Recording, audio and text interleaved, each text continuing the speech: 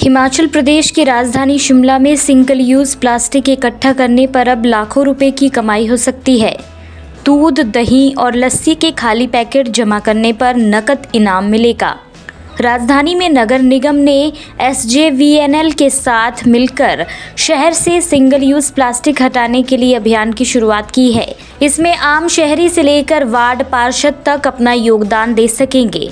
अभियान को सफल बनाने के लिए नगर निगम शिमला के mayor Surendra Chauhan ground zero पर उतरे और अपने साथ ही पार्षदों के साथ दुकानदारों को जागरूक किया। नगर निगम शिमला के मेयर सुरेंद्र चौहान ने बताया कि सिंगल यूज प्लास्टिक को एकत्रित करने वालों को 2 लाख रुपए तक का इनाम दिया जाना है। ये इनाम सफाई कर्मचारियों को दिया जाएगा। 31 मई तक दूध, दही और लस्सी के 50 किलो के पैकेट जमा करवाएंगे तो उन्हें 1 लाख रुपए की नकद राशि दी जाएगी। वहीं 100 किलो सिंगल यूज प्लास्टिक जमा करने पर 2 लाख तक का इनाम मिलेगा।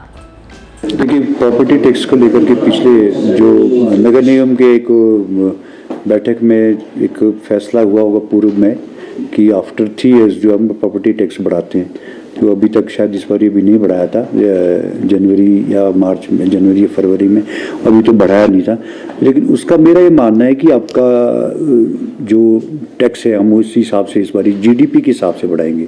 जो GDP है जो कंट्री का, या जो 3 पॉइंट कुछ GDP आएगा, उस बेस पे हम इस बार टैक्स को बढ़ाने की, ना कि 10% नहीं बढ़ाएंगे, लेकिन 3 पॉइंट जो GDP होंगे उस बेस पे हम अपना टैक्स, प्रॉपर्टी टैक्स को बढ़ाने का एक प्रस्ताव लाएंगे। जो मैं समझता हूँ उसको बढ़ोतरी नहीं कहेंगे, हम उसको कम ही करेंगे। पहले तो 10% बढ़ता था एवरी 3 ईयर्स, लेकिन अब एवरी ईयर उसको हम 3 पॉइंट अकॉर्डिंग टू GDP, जो 10% पहले 3 ईयर्स में बढ़ता था वो लगभग उतना ही आएगा जो हमने कैलकुलेट किया है।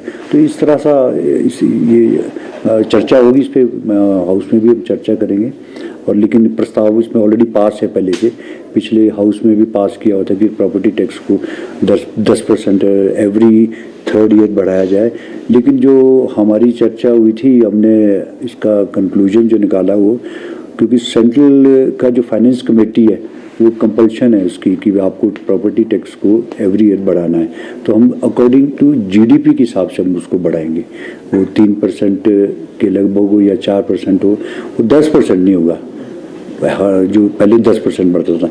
तो लगभग तीसरे साल का जो है वो लगभग उतना ही आएगा। और वो रिक्वायरमेंट भी है हमारी, जो सेंट्रल की फाइनेंस की जो कमीशन है, या जहाँ से हमारे को फाइनेंशियल एड आती है सेंट्रल गवर्नमेंट की तरफ से भी, उसका भी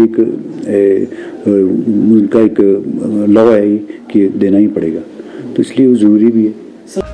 हिमाचल और देश दुनिया से जुड़ी हर बड़ी अपडेट के लिए बने रहिए EWN24 news, choice of Himachal के साथ।